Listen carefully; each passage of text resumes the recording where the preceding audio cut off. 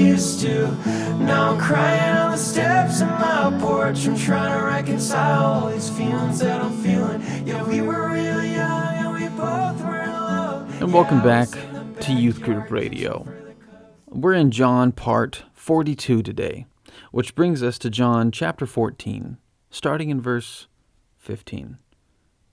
This is Jesus speaking. He says, "If you love me, you will keep my commandments.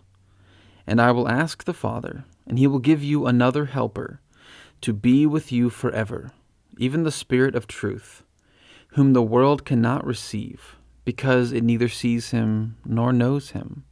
You know him, for he dwells in you, or he dwells with you, and will be in you. I will not leave you as orphans. I will come to you. Yet a little while, and the world will see me no more, but you will see me. Because I live, you also will live. In that day you will know that I am in the Father, and you in me, and I in you. Whoever has my commandments keeps them. He it is who loves me, and he who loves me will be loved by my Father, and I will love him and manifest myself to him." All right, so our passage starts off with Jesus saying, "If you love me, you will keep my commandments." The "you" there, if you, he's speaking to his disciples, to the apostles right there. But obviously you can also be applied to you or me. Okay, so if you love me, and who's the me there? Me is Jesus there. If you love me, you will keep my commandments. Now, many times people read this and they think that love means obedience. They think that the way we are to love Jesus, like the way we are to love Jesus, is to obey him and to keep his commandments. But that's not it. This is not Jesus saying, in order to love me, you must keep my commandments. No, he's saying, if you love me, then you will keep my commandments. Think about this. Obeying Jesus isn't the essence of loving Jesus. Obeying Jesus isn't the essence of loving Jesus. It is the result of loving Jesus. We keep his commands not in order to love him. We keep his commands because we love him. Think of it like this. Back in January 2018, I was in the middle of Africa, alone in a hotel room praying. And in the middle of my prayer, I experienced something that I had never known before. It was love. Now, I loved Jesus, but my heart had never loved another person. I loved my family, but this was a kind of world-changing type of love. In the middle of Africa, in my room, by myself in prayer, I was hit with love. Love for a girl back in the States named Allie. I loved Allie. We were friends at the time, but we weren't anything more than friends. Just the other day, if you don't know, Allie's my wife now. Just the other day, Allie asked me, "When did you know that we were going to get married?" And I said, it was on that night in Africa when I fell in love with you. So think about this. Before I ever took the trash out, before I ever made my wife's lunch, before I ever made her coffee, before I ever held her hand, before I ever did anything for her, I loved her. And because I love my wife, I want to serve her. I want to make her coffee every morning. I want to make the bed for her. I want to do everything for her. And those are just tiny things, right?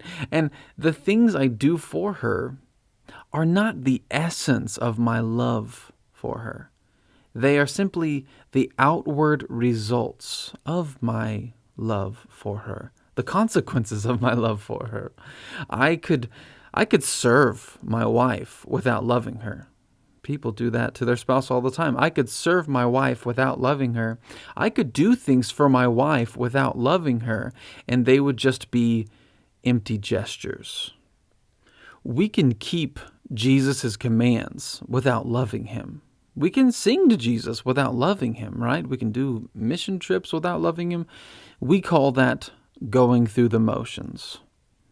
But if we love Jesus, then we will keep his commandments.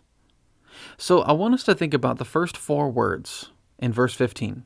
Okay, the first word, if. The Greek is aion.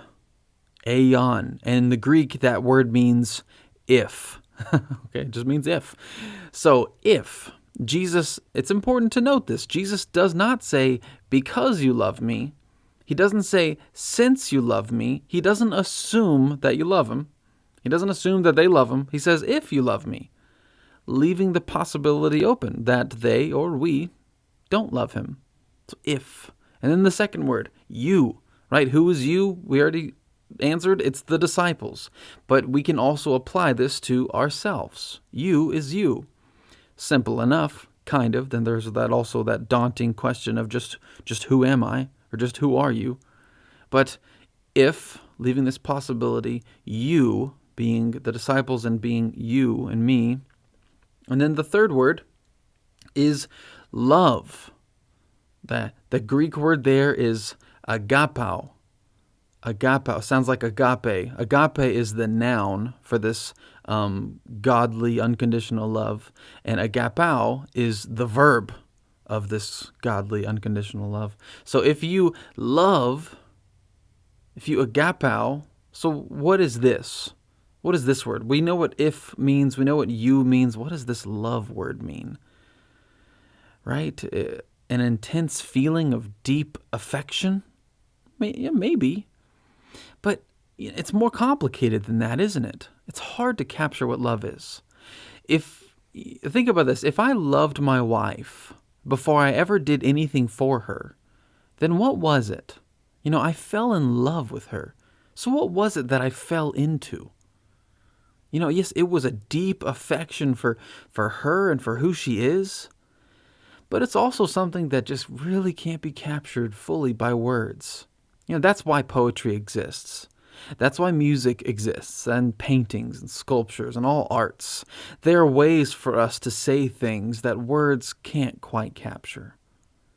But that night in Africa, I didn't just fall in love. I didn't just fall in just vague love. I fell in love with Allie. And you're just like, what? So what is this love? We understand you, but love. There's passages like 1 Corinthians 13 that say love is patient and kind. Love does not envy or boast. It is not arrogant or rude. It does not insist on its own way. It is not irritable or resentful. It does not rejoice at wrongdoing, but rejoices with the truth. Love bears all things, believes all things, hopes all things, endures all things. Love never ends. And then you have a passage like 1 John chapter 4. 1 John 4, it talks so much about how God is love and how all love is founded and all it comes from God. Listen to 1 John chapter 4, verses 7 through 21. Listen to how many times it says love. Beloved, let us love one another, for love is from God. And whoever loves has been born of God and knows God. Anyone who does not love does not know God, because God is love. In this, the love of God was made manifest among us, that God sent his only Son into the world so that we might live through him. In this is love, not that we have loved God, but that he loved us and sent his Son to be the propitiation for our sins. Beloved, if God so loved us, we also ought to love one another. No one has ever seen God. If we love one another, God abides in us, and his love is perfected in us. By this we know that we abide in him and he in us, because he has given us of his Spirit. And we have seen and testified that the Father has sent his Son to be the Savior of the world. Whoever confesses that Jesus is the Son of God, God abides in him, and he in God. So we have come to know and to believe the love that God has for us. God is love, and whoever abides in love abides in God, and God abides in him. By this is love perfected in us, so that we may have confidence for the day of judgment. Because as he is, so also are we in this world. There is no fear in love, but perfect love casts out fear. For fear has to do with punishment, and whoever fears has not been perfected in love. We love because he first loved us. If anyone says, I love God, and hates his brother, he is a liar. For he who does not love his brother whom he has seen cannot love God whom he has not seen. And this commandment we have from him: whoever loves God must also love his brother. Whew, that's a lot. That's a lot of love there. And what we see, go back and read 1 John chapter 4, 7 through 21. But what we see is we will never understand love if we don't let Jesus reveal love to us. So if you love, and Jesus is the full revelation of just what love is. If you want to understand love, you look to Jesus.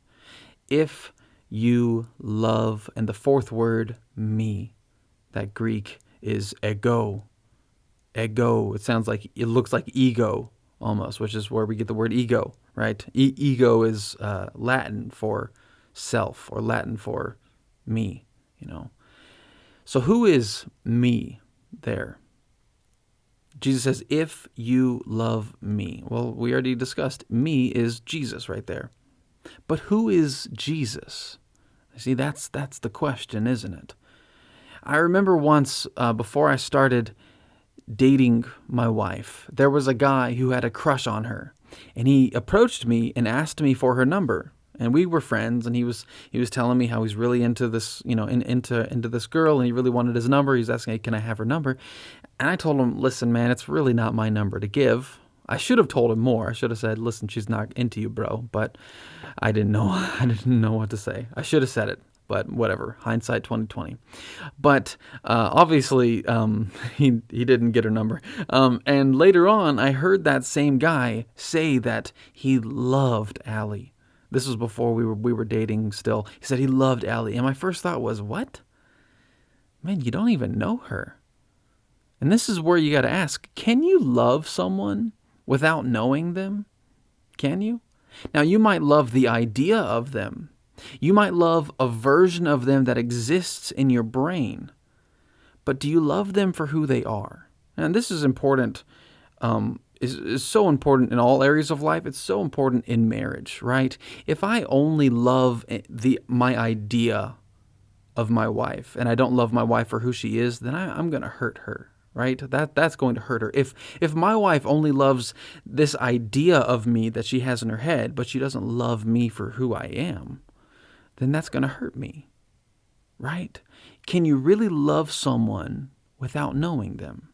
You must get to know just who Jesus is. And as you see him for who he is, you will love him. A lot of people reject Jesus, or they reject God, and I would say they're really rejecting their idea that they have in his head, or the idea that others have thrown at them.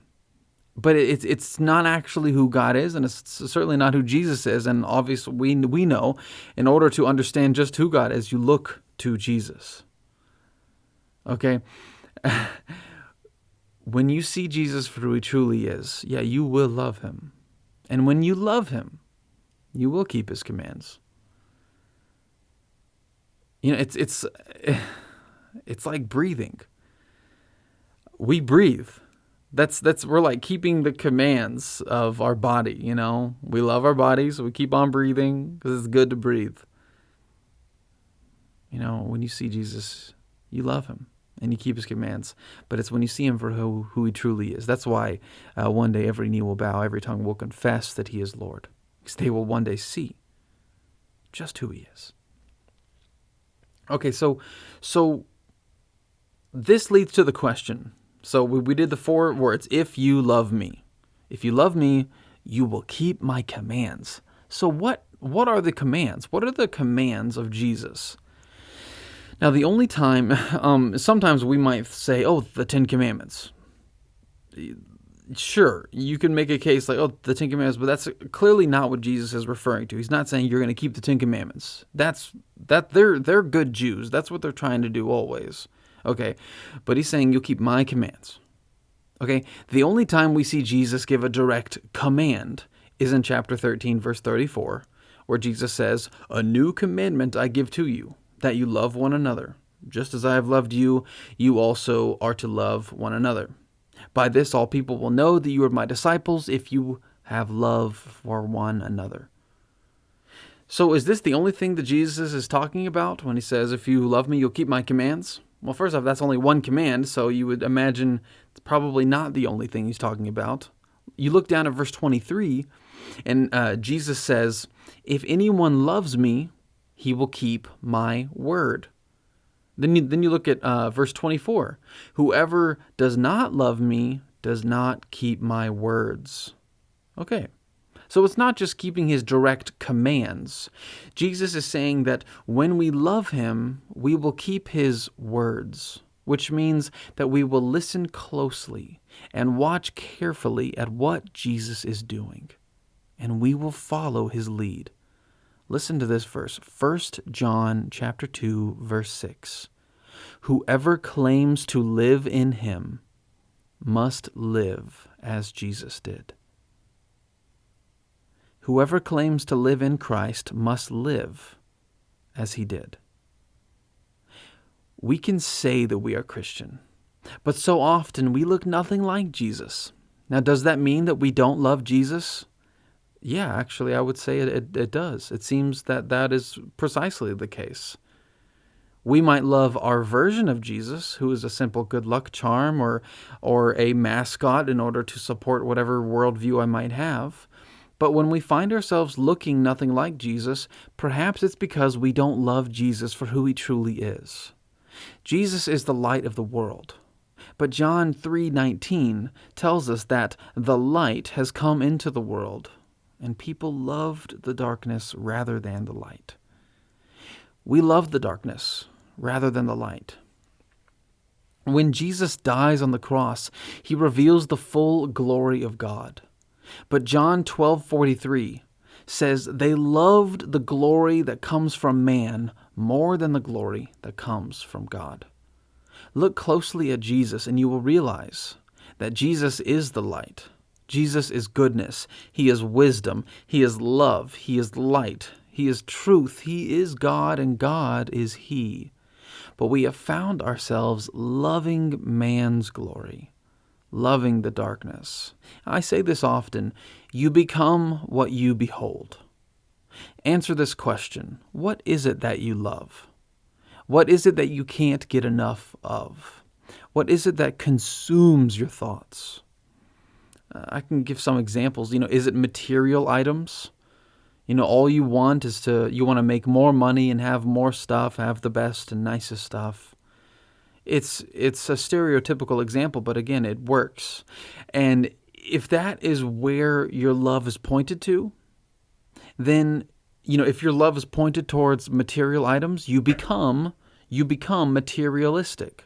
And I would say perhaps even to the point of becoming a material yourself, becoming just another item in your collection. Is it social status? Is your love pointed towards social status? Do you only think about what people think of you? Do you only think about, I want to make sure people like me? We want to be popular. We want to be liked. We want to have a certain image about us. If that's where your love is pointed to, then you will become a puppet, everyone's favorite puppet, doing whatever the crowds want you to do. Is your love pointed towards lust? Are you consumed with thinking about girls or boys, getting a boyfriend, getting a girlfriend, consumed, or if you already have a boyfriend or a girlfriend, is that all you ever think about? Consumed with thinking about sex and talking about sex and joking about sex and watching sexual videos on your phone. Are you consumed with all of that or some of that? Then you will become that very thing. You will become a lie disguised in love's clothing. What consumes you? What holds your attention? What holds your affection? We become like the things that we love. If I love the darkness, then I myself will become darkness. But if I look to Jesus and see him for who he truly is, I will love him. And when you love Jesus, you will learn to be like Jesus. If I love the darkness, I become darkness, or I find my identity in darkness, and when Jesus comes around, he's the light. Whenever I look to Jesus, it seems like he's destroying everything who I am, because as far as I'm concerned, I'm a shadow. But the light of Jesus wants to destroy that shadow and reveal just who I really am. And sometimes it seems like an attack on who I am, but it's not. It is an attack on a lie of who I think I am.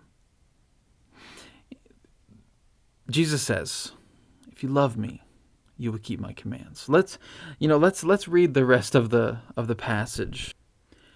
Starting in verse 16.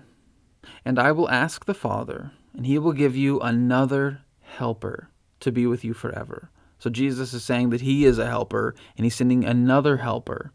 And this helper is going to be with them forever. He says in verse 17, even the Spirit of truth.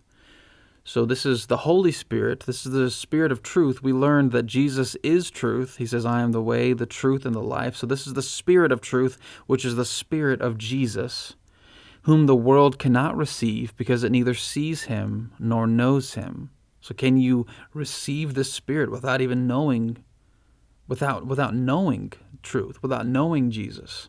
He says, you know him, for he dwells with you. So he's saying, I'm right here with you and will be in you. He's saying, and my Spirit will be in you. He's encouraging them. He says, I will not leave you as orphans. I will come to you. Yet a little while, and the world will see me no more. He's referring to his death. But then he says, but you will see me. Okay, because whenever Jesus rises from the grave, he doesn't go out in the marketplace and say, look, guys, you guys were wrong. He reveals himself to the other believers, to his disciples, to encourage them. He says, because I live, you also will live.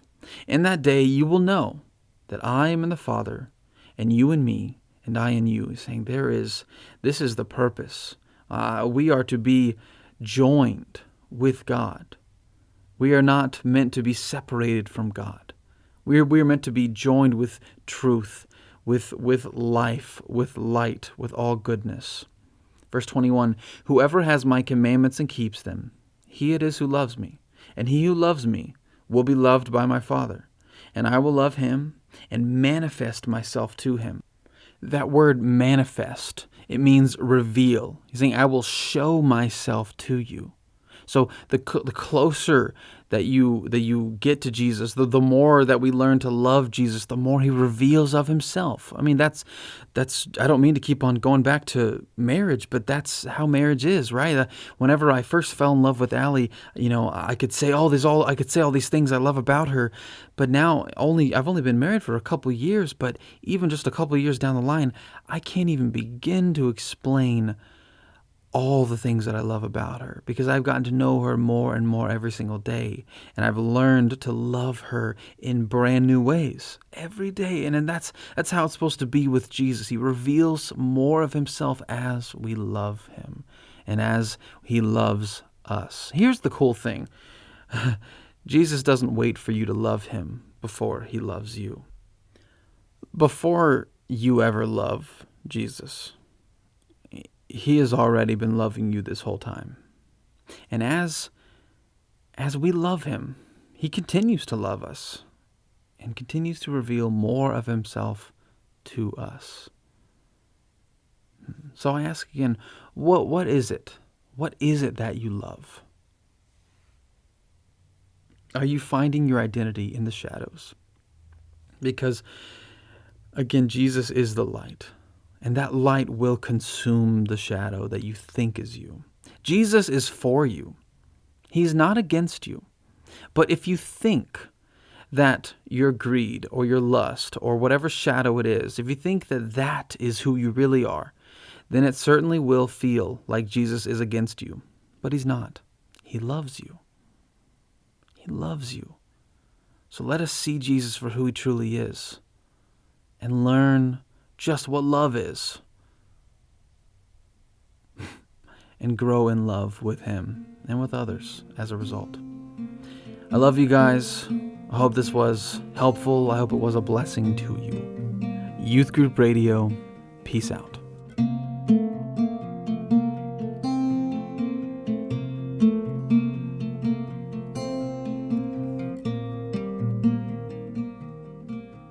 Maybe I should book a flight to San Francisco, rent a car and drive up through the redwood trees, where they stand in silence high above my sorrow. There's a message there for you and one for me. There's a message there for you and one for me.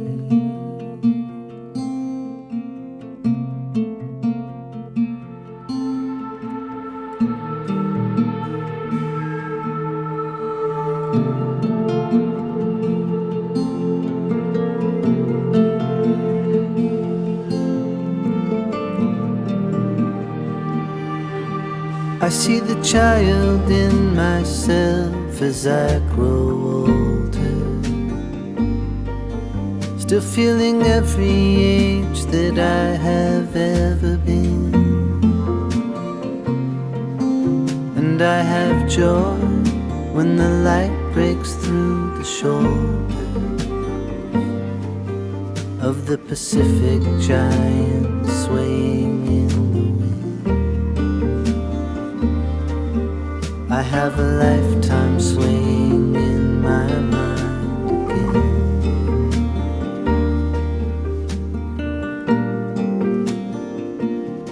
I think I'm grieving the death of part of me. I think I'm leaving, won't you come with me? I think I'm grieving part of me.